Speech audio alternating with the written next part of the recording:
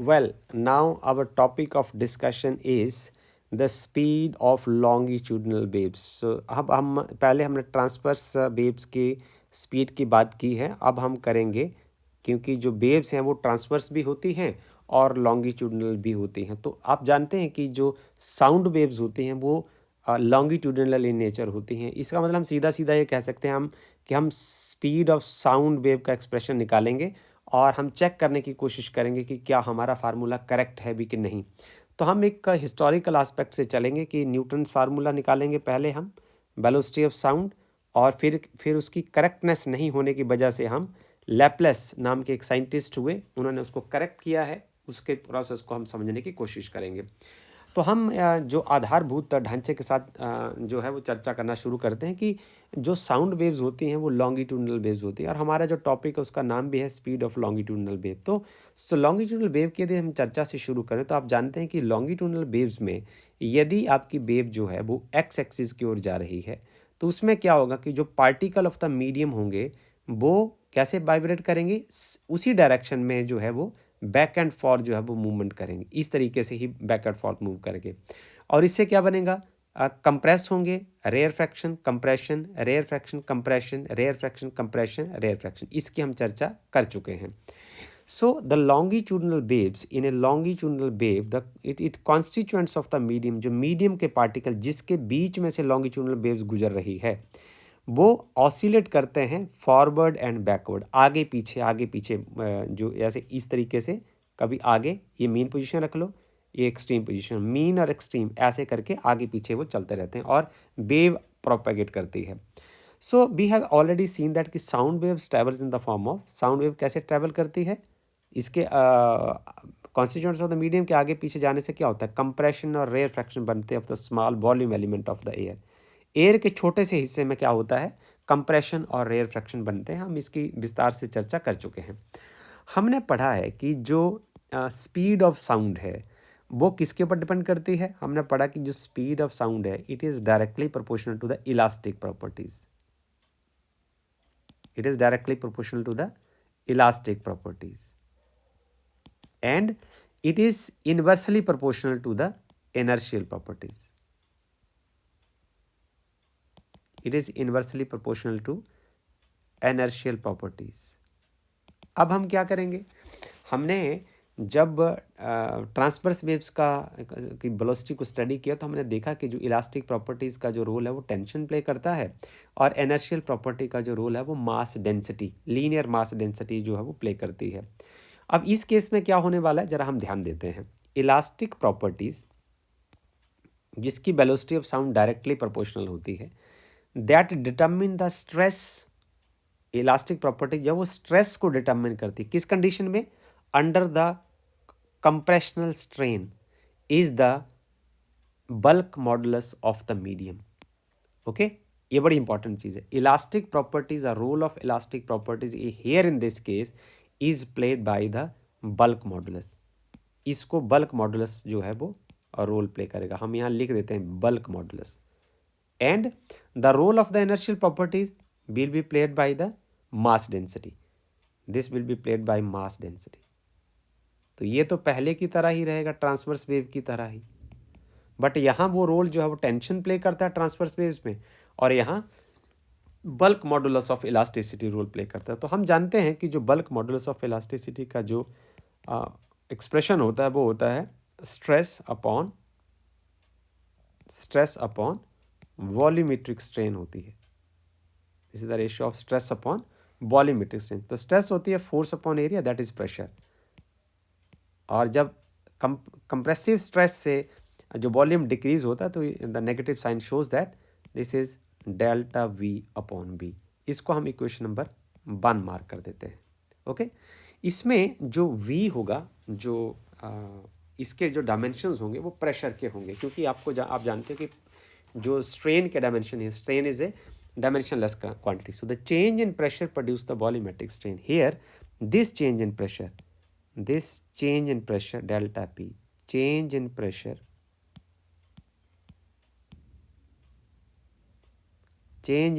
produce volumetric strain, right? So this is what I am discussing over here.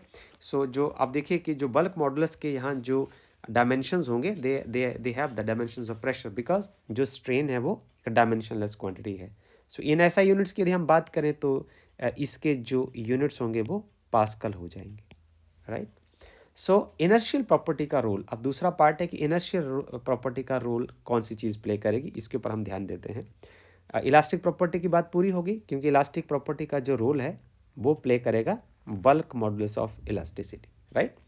And inertial property that is relevant for the propagation of the waves is the mass density, right, and it has the dimensions of ml minus 3. इसको आपने ऐसे consider करना है ml minus 3. Okay. अब यहाँ हम text में लिख देते हैं inertial properties, the role of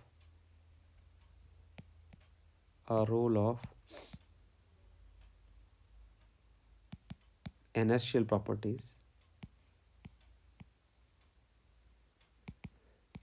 is played by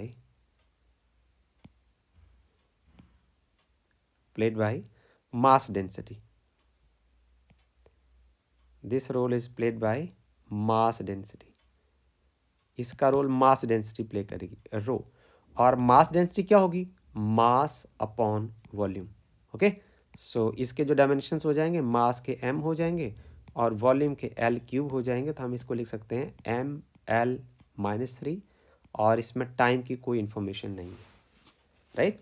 अब हमारे पास वही फंडामेंटल तरीका है वेलोसिटी ऑफ साउंड निकालने का डायमेंशनल एनालिसिस से. तो with the help of dimension analysis अब हम जो इलास्टिक और इनर्शियल प्रॉपर्टीज़ की जो रेशियो है उसको हम बना देते हैं.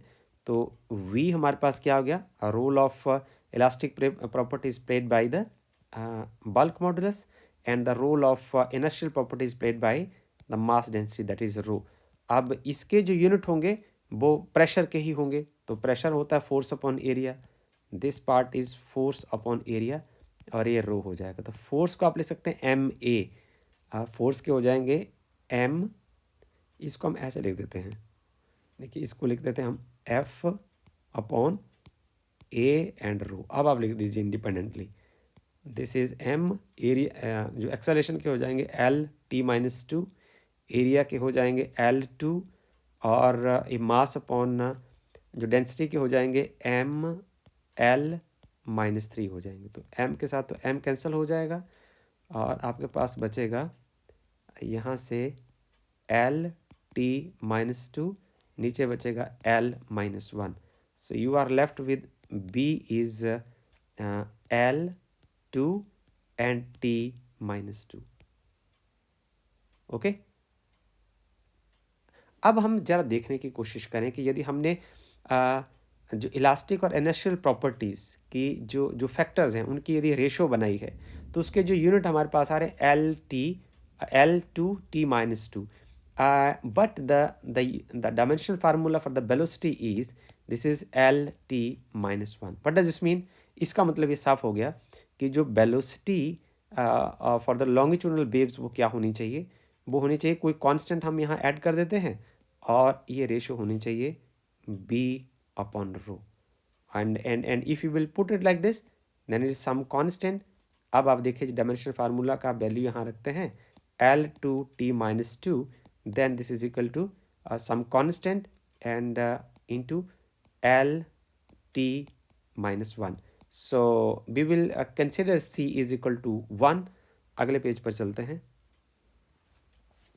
अब अगले पेज पर यदि हम चलें तो हम यहाँ देखते हैं कि यदि हम C का वैल्यू 1 पुट कर देते हैं, जो अनडिटर्मिन्ड कांस्टेंट है वो हमें 1 ही रखना पड़ेगा, तो हमारा जो फार्मूला वो सही टिक जाएगा.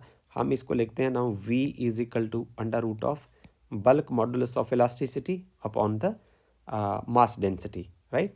So this is the formula for the velocity of sound, velocity of, हम इसको ऐसे लिखते हैं longitudinal waves, is the velocity of longitudinal waves का ही एक्सप्रेशन हो जाएगा. ओके. अब हम बात करें कि हमारा यदि मीडियम, कई बार ऐसा हो सकता है कि क्योंकि साउंड तो ट्रैवल करेगी सॉलिड में भी, लिक्विड में भी, गैसेस में भी, तो क्या सवाल ये है कि हमेशा आप V is equal to under root B upon rho का ही फार्मूला लगाएंगे? Not, it is not like that.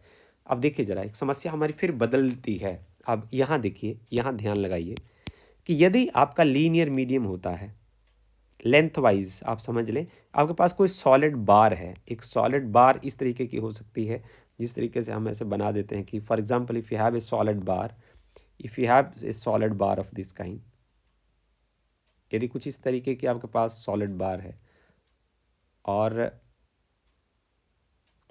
इस तरीके की उसकी कोई लेंथ है, तो इसमें यदि इसमें से साउंड क्रॉस करती है तो क्या होने वाला है, जब इसके बीच में साउंड क्रॉस करेगी तो इसमें लेटरल एक्सपेंशन नहीं होगी। लेटरल का मतलब होता है साइड, तो जो साइड के साइड्स को तो वो एक्सपेंड होगा नहीं, तो lateral expansion is negligible.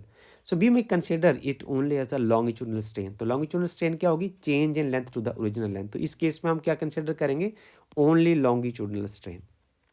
Okay, so in that case, इस केस में क्या होगा, रेलेवेंट जो मॉडुलस ऑफ इलास्टिसिटी होगा वो बल्क मॉडुलस की जगह यंग्स मॉडुलस ऑफ इलास्टिसिटी होगा।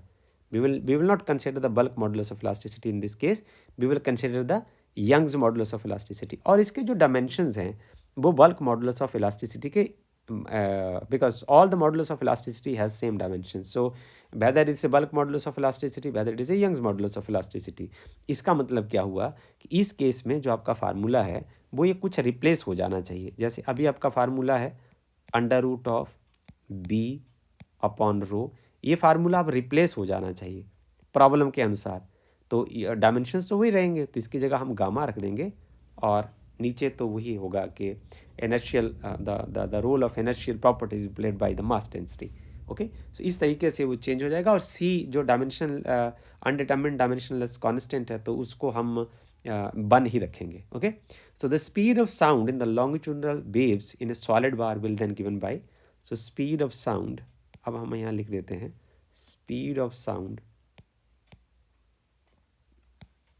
Speed of sound, sound in a solid bar. Okay, तो वो क्या हो जानी चाहिए, this v is equal to under root of gamma, या बाई हम कह सकते हैं Young's modulus Y upon row.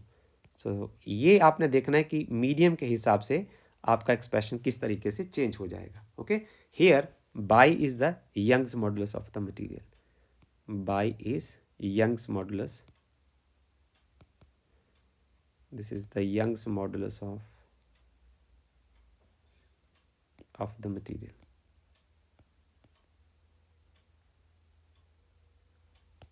By is the Young's modulus of the material. अब हम आगे आपको लेकर चलते हैं और कुछ बातचीत करते हैं। देखिए, यदि लिक्विड्स और, अब एक सवाल है हमारे पास, सवाल कुछ इस तरीके का है कि वो है कि आप बताइए कि जो स्पीड ऑफ साउंड होती है वो सॉलिड्स और लिक्विड्स में ज़्यादा होती है। Speed of sounds in case of solid and liquid is more than that of the gases. So we will try to answer this question. इस सवाल का जो जवाब है हम कुछ इस तरीके से देने की कोशिश करेंगे। देखिए, liquid and gases generally have higher speed of sound than gases, ये सवाल यहाँ से शुरू होता है। Liquid and solids generally have the higher speed of sound than gases. Gases के कंपैरिजन में लिक्विड और सॉलिड्स में जो साउंड है फास्ट मूव करती है। तो इसका जवाब क्या है, so note for the solid the speed is being referred to is the speed of longitudinal waves in the solid. So यदि हम स्पीड ऑफ साउंड की बात करें इसका मतलब हम लॉन्गिट्यूडनल वेव्स की बात कर रहे हैं, right. So this happens because they are much more difficult to compress. जो सॉलिड्स और लिक्विड्स होते हैं वो उनको कंप्रेस करना बहुत मुश्किल होता है गैस के कंपैरिजन में। यदि उनको कंप्रेस करना मुश्किल होता है तो उनकी जो वैल्यू ऑफ बल्क मॉडुलस की वैल्यू जो होती है वो ज़्यादा होती है। आप देखें ज़रा, जो बल्क मॉडुलस का जो एक्सप्रेशन है ना, बल्क मॉडुलस का एक्सप्रेशन जो है वो minus of delta P upon delta V upon V होता है। ओके, तो इसमें बल्क मॉडुलस कब ज़्यादा होगा, यदि न्यूमरेटर का वैल्यू ज़्यादा होगा और डिनोमिनेटर का वैल्यू कम होगा ना, right.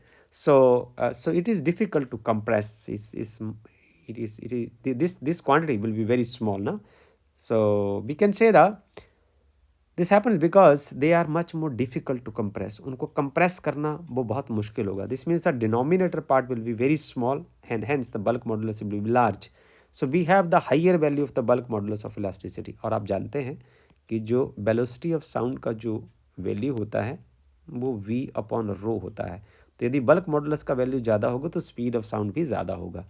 Solid and liquid have the higher mass density. पर इसके पैरेलल साथ में एक और बात है कि सॉलिड और लिक्विड की जो मास डेंसिटी होती है उसका जो डिनोमिनेटर वाला पार्ट भी ज़्यादा होता है। They have higher mass density than gases. This is very interesting. But the corresponding ratio यदि हम देखें, क्योंकि बी अपन रो की रेशो के हिसाब से हमें चलना पड़ेगा, तो सॉलिड और लिक्विड्स के लिए बी का वैल्यू भी ज़्यादा है और डिनोमिनेटर का वैल्यू, रो का वैल्यू भी ज़्यादा है। But the corresponding ratio in case of gases is much smaller than the solids and liquids. So we can say that the velocity of जो sound है वो gases में कम होती है in comparison to the solid and liquids. So ये सवाल का जवाब हो गया। अब हम चलते हैं आगे कि हम ये ज़रा टेबल देखें और हम अपनी नज़र घुमाएं कि किस तरीके से जो साउंड है उसकी जो वेलोसिटी है वो सॉलिड, लिक्विड और गैसेस के बीच में वेरी करती है। So we can estimate the speed of sound in gases in the ideal gas approximation. For an ideal gas, the pressure P, volume B and temperature T are related by PB is equal to, इसका जो relation है वो आप जानते हैं किस तरीके का होगा। This is PB is equal to sum NKT, right? So PB is equal to RT. So where K is the Boltzmann constant and अब यहाँ इस टेबल के ऊपर हम अपना ध्यान लगाते हैं कि गैस के केस में देखिए ज़रा आप, यदि हवा 0 डिग्री सेल्सियस के ऊपर हो तो जो साउंड जो है वो 1 सेकंड में 331 मीटर दूर चली जाती है। यदि आप टेम्परेचर इंक्रीज़ करें, 20 डिग्री का फ़र्क डाल दें, तो ये देखिए ज़रा गौर से, साउंड की स्पीड जो है वो इंक्रीज़ हो जाती है, वो 1 सेकंड में 343 मीटर दूर चली जाती है। यदि आप गैस, एयर की जगह आप एक शुद्ध हीलियम गैस लें तो उसमें कितनी तेज़ी से साउंड जाती है, 1 सेकंड में 965 मीटर दूर चली जाती है, नियरली 1 किलोमीटर आप कह सकते हैं। और यदि आप हीलियम की जगह हाइड्रोजन गैस लें तो वो 1 किलोमीटर से भी ज़्यादा सफ़र तय कर देती है 1 सेकंड में। अब हम यदि गैसेस को रिप्लेस करें लिक्विड से, तो पानी को यदि हम 0 डिग्री सेल्सियस में रखें और उसके बीच में आप कोई दो कंचे ले लें, 2 पत्थर ले लें, उनकी आवाज़ करें, तो वो 1 सेकंड में 1402 मीटर दूर चली जाती है। और यदि टेम्परेचर इंक्रीज़ कर दें तो थोड़ा ही फ़र्क पड़ता है, 1482 जो मीटर दूर चली जाती है। और समुद्र के पानी में देखिए आप, जो साउंड की स्पीड होती है वो और ज़्यादा होती है। इस बड़े मज़ेदार चीज़ें हैं ये। और हम सॉलिड के केस में देखें, यदि हम सॉलिड लेते हैं एल्यूमिनियम में वो 6 किलोमीटर दूर चली जाती है 1 सेकंड में लगभग। और एल्यूमिनियम से यदि हम कॉपर को रिप्लेस करें तो 3 किलोमीटर, लगभग 3.5 किलोमीटर दूर जाती है। स्टील के केस में 6 किलोमीटर, लगभग 6 किलोमीटर दूर चली जाती है। ग्रेनाइट के केस में 6 किलोमीटर दूर चली जाती है। और रबड़ के केस में वो 54 मीटर दूर जाएगी, 54 metre in 1 second. So this is very very interesting data. हम ये देखते हैं कि सॉलिड्स के केस में जो स्पीड ऑफ साउंड होती है वो सबसे ज़्यादा होती है और लिक्विड्स के केस में उससे कम होती है और गैसेस के केस में सबसे कम होती है। और साथ में हम ये भी देख रहे हैं कि जिस तरीके से हम टेम्परेचर को इंक्रीज़ करते हैं उस तरीके से जो वेलोसिटी ऑफ साउंड जो होती है वो इंक्रीज़ होती चली जाती है। It is a beautiful explanation and it's a beautiful text to learn about the velocity of sound in air, liquid and gases. So we will move now to the next page. हमने पढ़ा कि जो general ideal gas equation होती है उसमें हम लिख सकते हैं P B is equal to, this is P B is equal to N K B T, right? So here n is the number of molecules in the volume in the volume B. n जो है वो number of molecules हैं in the volume B and Kb, here Kb is the Boltzmann constant and T is the temperature of the gas और इसके unit रहेंगे kelvin, okay? And therefore in isothermal change हम इसकी बात करेंगे विस्तार से। यदि आइसोथर्मल चेंज हो, आइसोथर्मल चेंज का मतलब क्या होगा, इस एक्सप्रेशन में यदि हम टेम्परेचर को कांस्टेंट रखें, राइट, तो ये इक्वेशन जो है वो कैसे टर्न कर जाएगी। आइसोथर्मल प्रोसेस में क्या होता है, be consider that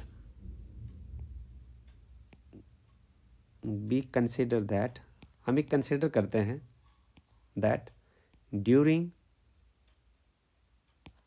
propagation of sound waves,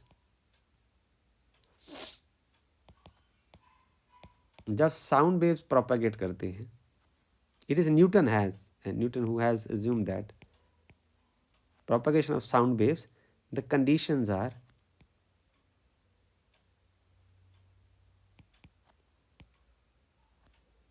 isothermal. और आइसोथर्मल कंडीशन में क्या हो सकता है, जो प्रेशर और वॉल्यूम ये दोनों वेरी करेंगे, both pressure and volume will very and temperature remains constant, और इसमें टेम्परेचर जो है वो कांस्टेंट रहेगा। तो आप ये लिख सकते हैं कि यदि ये वाला पार्ट भी कांस्टेंट है, ये दोनों ही पार्ट जो है वो कांस्टेंट है, this means that P B is this product is constant. ठीक है, ये किस में आएगा, during isothermal process.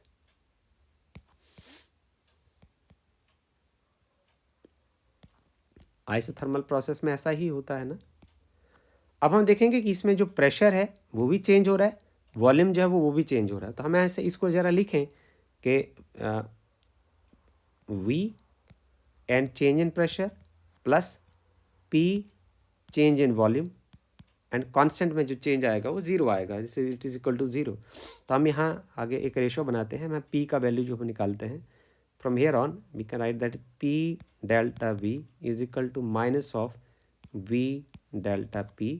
So from here P is equal to minus of delta P upon delta V upon V, हम इसको लिख सकते हैं। ओके, सो ज़रा इसको गौर से देखिए, इसको आपने पहले देखा था अभी थोड़ी देर पहले, ये तो बल्क मॉडुलस ऑफ इलास्टिसिटी के बराबर है। This is basically bulk modulus of elasticity. ना वी नो दैट, हम जानते हैं, so here B is equal to P, ये B और P तो एक ही जैसे हो गए। ओके, सो अब हम जानते हैं, we know that velocity of longitudinal waves क्या होती है, under root B upon rho. इसका मतलब B को आप P से रिप्लेस कर सकते हैं, this is equal to P upon rho. Okay, so this relation was given by the Newton, and this is called the Newton's formula for velocity of sound. So B is equal to under root P upon rho. This is the Newton's formula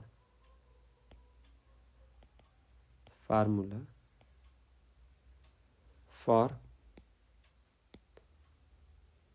velocity of sound.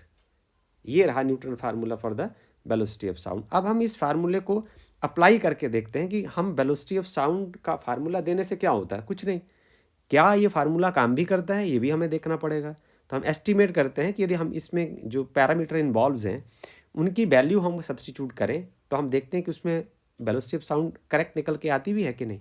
इसके लिए आपको मेरे साथ अगले page पर चलना होगा। अब देखिए, हमारे पास रहा कि जो वेलोसिटी ऑफ साउंड का हमारे पास एक्सप्रेशन आया, this is equal to P upon rho, right. So now we here on we'll try to solve the expression for the we will try to solve this expression for the velocity of sound in air under the normal condition of standard temperature and pressure. So हम इसमें अब check करके देखते हैं कि we'll try to estimate the sound in air at the standard temperature and pressure. So for the 1 mole of for 1 mole of air, this for 1 mole of air हम लिखते हैं velocity of sound now.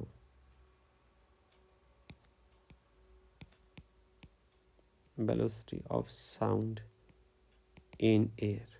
Okay, तो हम ये example करते हैं आपके साथ। ये we will estimate the speed of sound in air at standard temperature and pressure. The mass of 1 mole of air it is given to us. ये mass हमें दिया हुआ है, दिस इज 29.0 क्रॉस 10⁻³ किलोग्राम। इसका हम इस्तेमाल करते हैं। ओके, सो हम इसका आंसर निकालते हैं। सॉरी,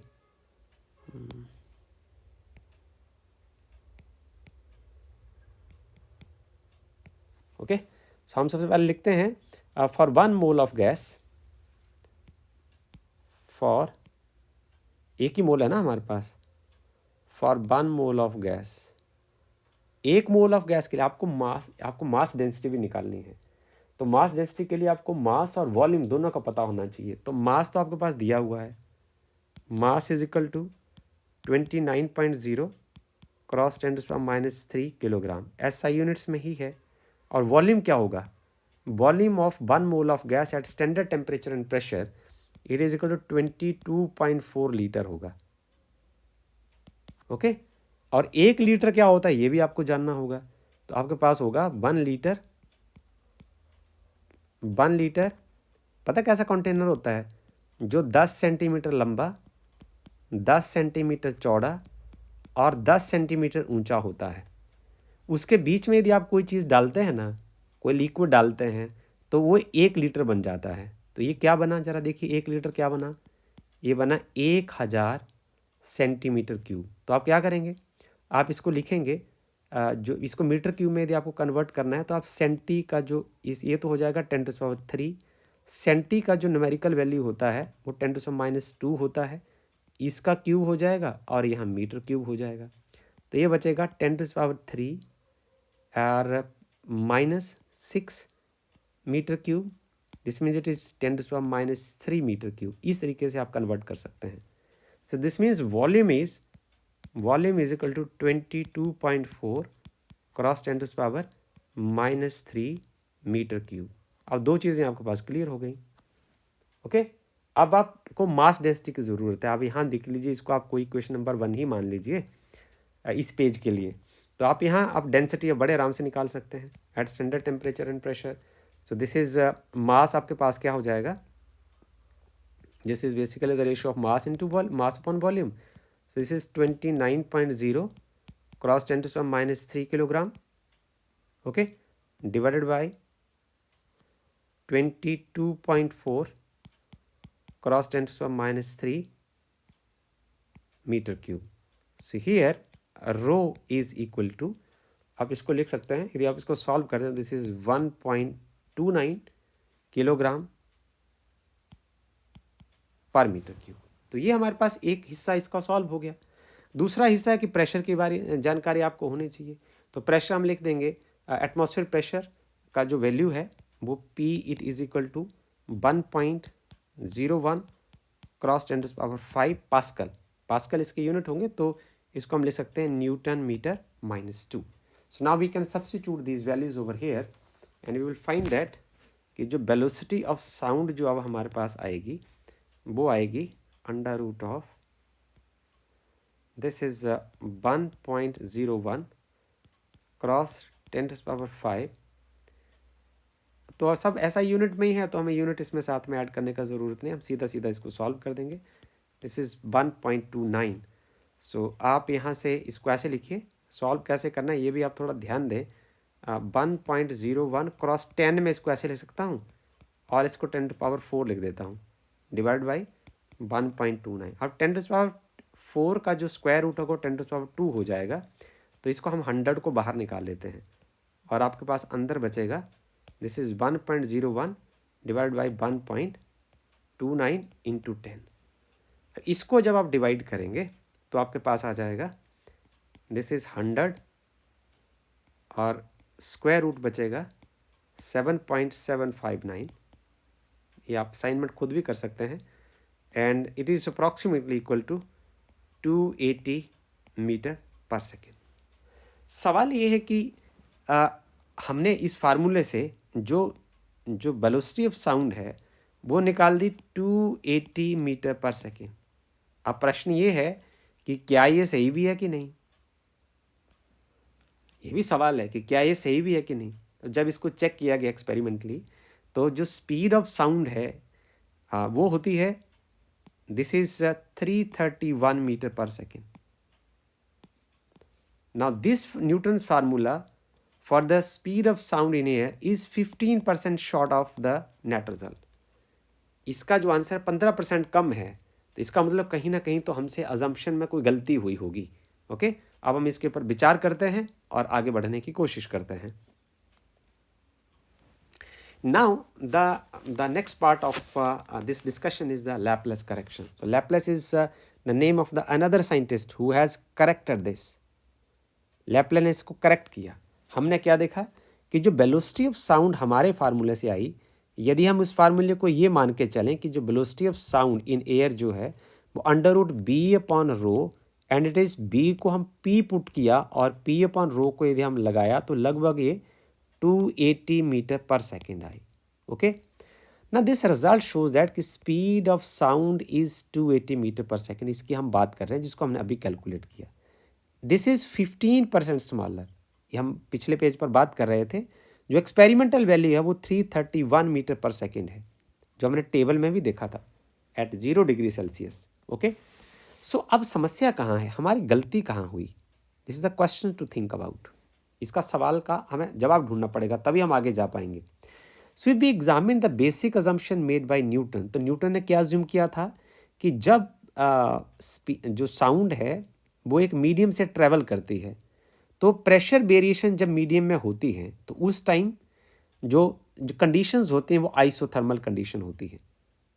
आइसोथर्मल कंडीशन का मतलब जब कंप्रेशन और रेयर फ्रैक्शन बनते हैं, साउंड जब ट्रैवल करती है तो जो पार्टिकल ऑफ द मीडियम जो है ना वो उसी डायरेक्शन में parallel to the direction of the motion of the wave, they particle move back and forth. वो आगे पीछे मूव करते हैं. तो जब आगे पीछे वो मूव करते हैं तो उसमें टेम्परेचर कांस्टेंट रहता है. और ये जो अजम्पशन है वो न्यूटन की सही नहीं थी. तो लैप्लेस एक नई अजम्पशन लेके आए. उन्होंने कहा it was pointed out that out by Laplace that the pressure variation during the propagation of the sound waves are so fast, वो इतनी तेजी से होती है that there is a very little time for the heat flow to maintain the constant temperature. Heat flow के लिए इतना time नहीं बच पाता कि जो टेम्परेचर की कॉन्स्टेंसी को मेंटेन किया जाए, क्योंकि जब कंप्रेशन आएगा तो टेम्परेचर एकदम से इंक्रीज हो जाएगा, रेयर फ्रैक्शन होगा तो टेम्परेचर एकदम से घट जाएगा.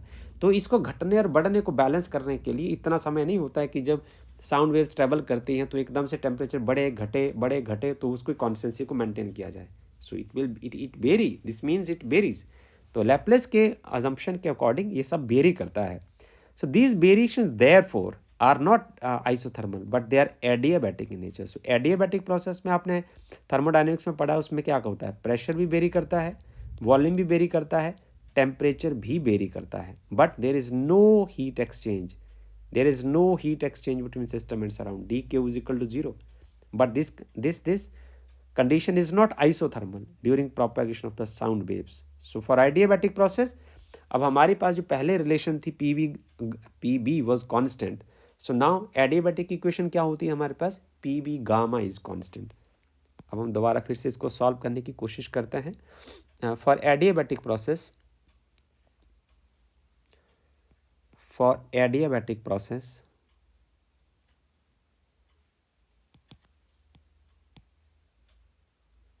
ठीक है, आइडियल गैस